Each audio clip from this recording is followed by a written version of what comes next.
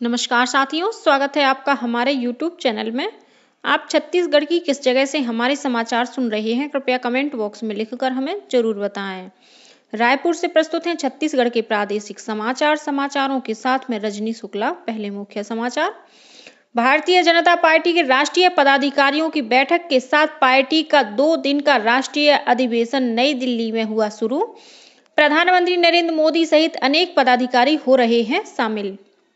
श्रीहरिकोटा स्थित सतीश धवन अंतरिक्ष केंद्र से इसरो के मौसम निगरानी उपग्रह GSLV F-14 का सफलतापूर्वक प्रक्षेपण किया गया।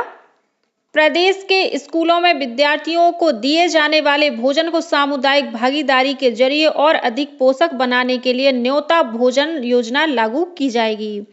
और छत्तीसगढ़ी भाषा में MA उत्तीर्ण विद्यार्थियों के लिए PSC और व्यापम के माध्यम से भर्ती परीक्षा का किया जाएगा आयोजन। अब समाचार विस्तार से। नई दिल्ली में भारत मंडपम में भारतीय जनता पार्टी के राष्ट्रीय पदाधिकारियों की बैठक के साथ ही 2 दिन का राष्ट्रीय अधिवेशन शुरू हो गया है। प्रधानमंत्री नरेंद्र मोदी, भारतीय जनता पार्टी के अध्यक्ष JP नड्डा, केंद्रीय मंत्री अमित शाह, राजनाथ सिंह और नितिन गडकरी सहित कई केंद्रीय मंत्री इस अधिवेशन में भाग ले रहे हैं। साथ ही भाजपा शासित राज्यों के मुख्यमंत्रियों, राज्य के मंत्रियों, राष्ट्रीय और राज्य स्तर के पदाधिकारियों, सांसदों और विधायकों सहित करीब 11,500 प्रतिनिधि भी इस अधिवेशन में हिस्सा ले रहे हैं। आगामी लोकसभा चुनाव के मद्देनजर इस अधिवेशन का विशेष महत्व है। भाजपा नेता व्यापक संगठनात्मक मुद्दों पर विचार विमर्श करने के अलावा लोकसभा चुनाव के लिए पार्टी की रणनीति पर भी चर्चा करेंगे। अधिवेशन में 2 प्रस्ताव रखे जाएंगे। यह अधिवेशन आज प्रधानमंत्री नरेंद्र मोदी के समापन संबोधन के साथ संपन्न होगा। श्रीहरिकोटा स्थित सतीश धवन अंतरिक्ष केंद्र से कल शाम 5:35 पर GSLV F-14 का सफलतापूर्वक प्रक्षेपण किया गया। श्रीहरिकोटा में नियंत्रण केंद्र पर प्रक्षेपण से पहले अंतिम समय में इसकी जांच पड़ताल और निगरानी की गई।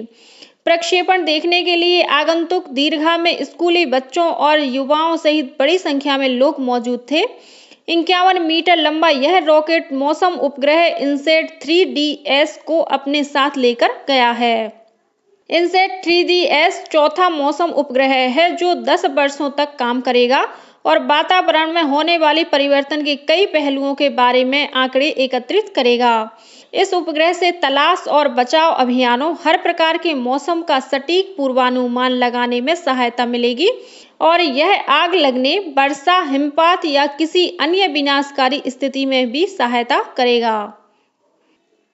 प्रदेश के स्कूलों में प्रधानमंत्री पोषण शक्ति योजना के अंतर्गत विद्यार्थियों को दिए जाने वाले गर्म भोजन को सामुदायिक भागीदारी की बदौलत और अधिक पोषक बनाने के लिए अब इसे न्योता भोजन के नाम से लागू किया जाएगा। न्योता भोजन स्कूल में दिए जाने वाले भोजन का विकल्प नहीं होगा, बल्कि यह विद्यार्थियों को दिए जा रहे भोजन का पूरक होगा। राज्य शासन के स्कूल शिक्षा विभाग ने इस संबंध में सभी कलेक्टरों और जिला शिक्षा अधिकारियों को आवश्यक दिशा निर्देश जारी कर दिए हैं। न्योता भोजन का उद्देश्य समुदाय के बीच अपनेपन की भावना का विकास, भोजन के पोषक मूल्य में वृद्धि तथा सभी समुदाय वर्ग के बच्चों में समानता की भावना विकसित करना है। न्योता भोजन की अवधारणा सामुदायिक भागीदारी पर आधारित है। यह पूरी तरह से स्वैच्छिक है और समुदाय के लोग अथवा कोई भी सामाजिक संगठन स्कूलों में अध्ययनरत विद्यार्थियों को पूर्ण भोजन का योगदान कर सकते हैं। साथ ही अतिरिक्त पूरक पोषण के रूप में खाद्य सामग्री का योगदान कर सकेंगे। इस बीच रायपुर कलेक्टर डॉक्टर गौरव कुमार सिंह ने कल धर्मपुर के प्राथमिक स्कूल में स्कूली बच्चों को पौष्टिक न्योता भोजन कराकर अपना जन्मदिन मनाया। छत्तीसगढ़ी भाषा में MA करने वाले विद्यार्थियों के लिए राज्य लोक सेवा आयोग PSC और व्यावसायिक परीक्षा मंडल व्यापम के माध्यम से भर्ती परीक्षा का आयोजन किया जाएगा। शिक्षा मंत्री बृजमोहन अग्रवाल ने यह जानकारी देते हुए बताया कि राज्य सरकार द्वारा छत्तीसगढ़ी भाषा में स्नातक डिग्रीधारियों को रोजगार के अवसर उपलब्ध कराने के लिए छत्तीसगढ़ी में MA उत्तीर्ण युवाओं के लिए छत्तीसगढ़ PSC और व्यापम के जरिए भर्ती परीक्षा आयोजित करने की तैयारी की जा रही है। साथ ही सहायक शिक्षकों और व्याख्याताओं की पदोन्नति की प्रक्रिया भी जल्द ही शुरू की जाएगी। प्रधानमंत्री नरेंद्र मोदी द्वारा आगामी 20 फरवरी को दुर्ग जिले के भिलाई स्थित IIT और कबीरधाम जिले के महाराजपुर स्थित नवीन केंद्रीय विद्यालय भवन का वर्चुअल लोकार्पण किया जाना प्रस्तावित है। इस समारोह में मुख्यमंत्री विष्णुदेव साय, उप मुख्यमंत्री विजय शर्मा और सांसद संतोष पांडे को विशेष रूप से आमंत्रित किया गया है। केंद्रीय विद्यालय भवन और कर्मचारी आवासीय भवन सहित अन्य निर्माण कार्यों की लागत 20 करोड़ रुपए से अधिक बताई गई है। कलेक्टर जन्मेजय महोबे और जिला पंचायत के CEO संदीप अग्रवाल ने केंद्रीय विद्यालय भवन के लोकार्पण की तैयारियों का जायजा लिया। छत्तीसगढ़ के प्रयागराज कहे जाने वाले राजिम के त्रिवेणी संगम पर 24 फरवरी से 8 मार्च तक राजिम कुंभ कल्प का आयोजन किया जाएगा। इसको लेकर तैयारियां जोर शोर से जारी हैं। धर्मस्व और संस्कृति मंत्री ब्रजमोहन अग्रवाल ने रायपुर के VIP चौक स्थित श्री राम मंदिर पहुंचकर प्रभु श्री राम के दर्शन कर उनके चरणों में राजिम कुंभ कल्प में पधारने का पहला निमंत्रण पत्र अर्पित किया। संस्कृति मंत्री ने बताया कि राजिम कुंभ कल्प के आयोजन के दौरान 24 फरवरी को माघ पूर्णिमा, 4 मार्च को माता जानकी जयंती और 8 मार्च को महाशिवरात्रि के अवसर पर पुण्य स्नान होंगे। राष्ट्रीय विधिक सेवा प्राधिकरण नई दिल्ली द्वारा आगामी 9 मार्च को छत्तीसगढ़ सहित प्रदेश भर में नेशनल लोक अदालत का आयोजन किया जाएगा। लोक अदालत के माध्यम से न्यायालय में राजीनामा योग्य आपराधिक प्रकरण, मोटर दुर्घटना दावा, सिविल, बैंक रिकवरी, निष्पादन, विद्युत और पारिवारिक विवाद के मामलों का निराकरण किया जाएगा। इसके अलावा बैंक, विद्युत, दूरसंचार और नगरपालिका परिषद में वसूली संबंधी लंबित प्रकरण जिला विधिक सेवा प्राधिकरण में प्रस्तुत किए जाएंगे। इस बार भी हाइब्रिड लोक अदालत का आयोजन किया जाएगा, जिसमें पक्षकार और अधिवक्ता न्यायालय में उपस्थित होकर तथा अपने घरों से भी वीडियो कॉन्फ्रेंसिंग के माध्यम से आपसी सहमति से प्रकरणों का निराकरण करेंगे। जिला न्यायालय राजनांदगांव, व्यवहार न्यायालय खैरागढ़, डोंगरगढ़, अंबागढ़ चौकी, छुई खदान और राजस्व न्यायालय के विभिन्न प्रकरणों तथा प्री लिटिगेशन का निराकरण किया जाएगा। इस संबंध में जिला और सत्र न्यायाधीश तथा अध्यक्ष जिला विधिक सेवा प्राधिकरण आलोक कुमार ने बैठक लेकर आवश्यक दिशा निर्देश दिए। प्रधानमंत्री नरेंद्र मोदी आगामी 20 फरवरी को छत्तीसगढ़ के कबीरधाम जिले के महाराजपुर स्थित नवीन केंद्रीय विद्यालय भवन का वर्चुअल लोकार्पण करेंगे। इस लोकार्पण समारोह में छत्तीसगढ़ के उप मुख्यमंत्री एवं गृह मंत्री विजय शर्मा, सांसद संतोष पांडे को विशेष रूप से आमंत्रित किया गया है। इसके अलावा अन्य गणमान्य जनप्रतिनिधियों को भी आमंत्रित किया जाएगा। केंद्रीय विद्यालय भवन एवं कर्मचारी आवासीय भवन सहित अन्य निर्माण कार्यों की लागत 20 करोड़ रुपए बताई गई है। प्रदेश में सार्वजनिक वितरण प्रणाली के अंतर्गत वर्तमान में प्रचलित सभी 77 लाख राशन कार्डों के नवीनीकरण का कार्य जारी है। अब तक 61,28,000 से अधिक राशन कार्डधारियों ने नवीनीकरण के लिए आवेदन प्रस्तुत किया है। राशन कार्डों के नवीनीकरण के लिए खाद्य विभाग द्वारा ऑनलाइन सुविधा दी गई है। साथ ही राशन कार्डधारी स्वयं अपने मोबाइल से खाद्य विभाग के ऐप के जरिए राशन कार्डों के नवीनीकरण के लिए आवेदन प्रस्तुत कर सकते हैं। गौरतलब है कि राशन कार्ड नवीनीकरण का कार्य आगामी 25 फरवरी तक किया जाएगा। भारतीय थल सेना में अग्निवीर भर्ती के लिए युवाओं को प्रेरित करने के उद्देश्य से मुंगेली जिला पंचायत में कार्यशाला का आयोजन किया गया। कार्यशाला में युवाओं को पंजीकरण के संबंध में जानकारी दी गई। जिला पंचायत के मुख्य कार्यपालन अधिकारी प्रभाकर पांडे ने बताया कि थल सेना भर्ती के लिए पंजीयन की अंतिम तिथि 23 मार्च है।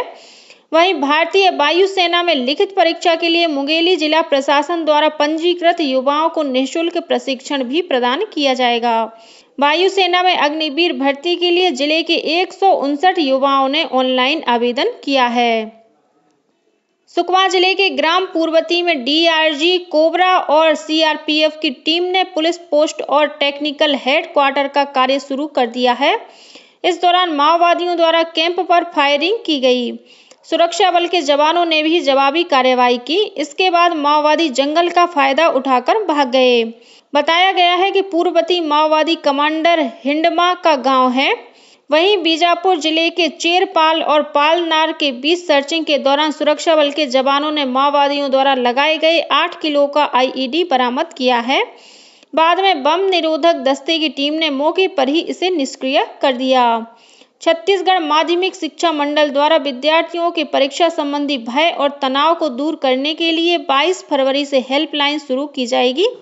परीक्षार्थी, शिक्षक और अभिभावक सुबह 10 से शाम 5 बजे तक हेल्पलाइन में टोल फ्री नंबर 1800-233-4363 पर अपनी समस्याओं का समाधान कर सकते हैं।